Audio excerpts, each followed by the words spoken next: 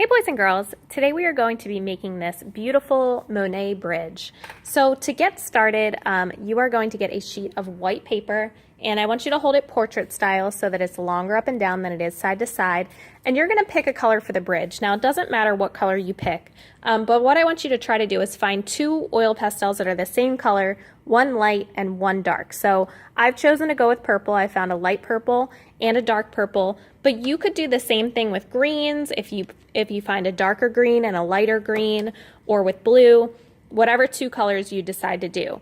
You're going to start with the lighter one, and you are going to draw 3 curved lines in the middle of your page. So it's going to go all the way from one side to the other, and I want you to leave some space in between each one, just like this. Now, since we're using oil pastels, you want to go back and really make sure those lines are nice and thick, and make sure you're also pressing hard so that the color really coats on there well, and you don't have to worry about when you paint over top of it getting covered up. After you've drawn your 3 thick curved lines going from one side to the other, you're going to start by drawing vertical lines, so lines that go up and down from the top curve to the bottom curve. So again, I'm pressing pretty hard.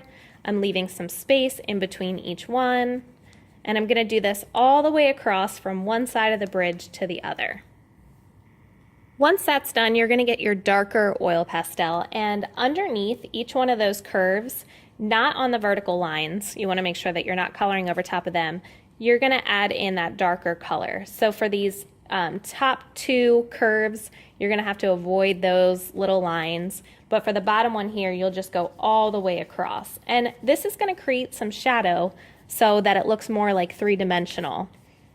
Again, make sure that you're pressing hard, your lines are nice and dark so that you'll be able to see them and paint over top of them without worrying that they'll get covered up.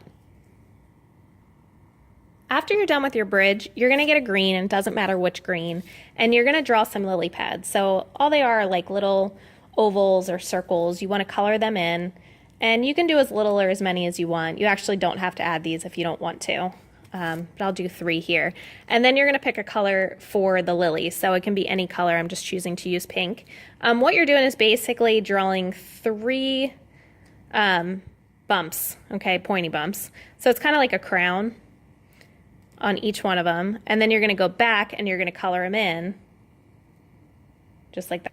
And after you're done with your oil pastels, you are actually going to wet your entire paper. So I'll come around with a spray bottle, and we're just going to spray it down and soak it wet. Okay, once it's wet, you're going to get your paintbrush, and you're also going to get some liquid watercolors. Now you guys can choose whatever colors you want to use for this. I'll give you an option of these here, so you'll have about 5 different colors to choose from. I'm going to use all of them just because I like it to be bright and colorful, but that's my opinion. You don't have to do this. So what you're going to do is get some of that paint on your brush, and you are going to paint over your entire paper. Okay, so I want to make sure too I'm painting over top of the oil pastel, and I'm kind of painting until like I run out of paint. And then once I run out of paint, I'm just going to pick up another color. And again, I'm painting right over top of the oil pastel. Now, what's going to happen is some of the oil pastel is going to get covered up right now, but we'll go back with a dry brush and make sure to get rid of all that excess paint. So just make sure you are rinsing your brush each time you change colors, but you can just change colors each time you pick up paint, or you can stick with the same colors. It does not matter. However you want to make it. This is your picture. Color it how you want to color it. Okay, so just make sure you fill up your entire paper. So I'm going to go ahead and do that. Once you're done with this, you're going to make sure that your brush is dry, and you're just going to go back over top of the oil pastel and kind of wipe off any of the extra paint that might be sitting on top of it, so that way it doesn't dry that way. You can just kind of brush it off using a dry brush. And after this, we are going to actually salt our paper. So you're going to bring it over to the salting area, and what we're going to do is just add some salt to our paper. Make it nice and tasty. Just kidding. We're not going to be eating this. Please don't do that. After you salt it, we're going to water it one more time. So we're going to spray it down, and what's going to happen is as the water and the salt kind of penetrate into the paper and where the color is, it's going to help the color to kind of like spread out and create like a tie-dye effect.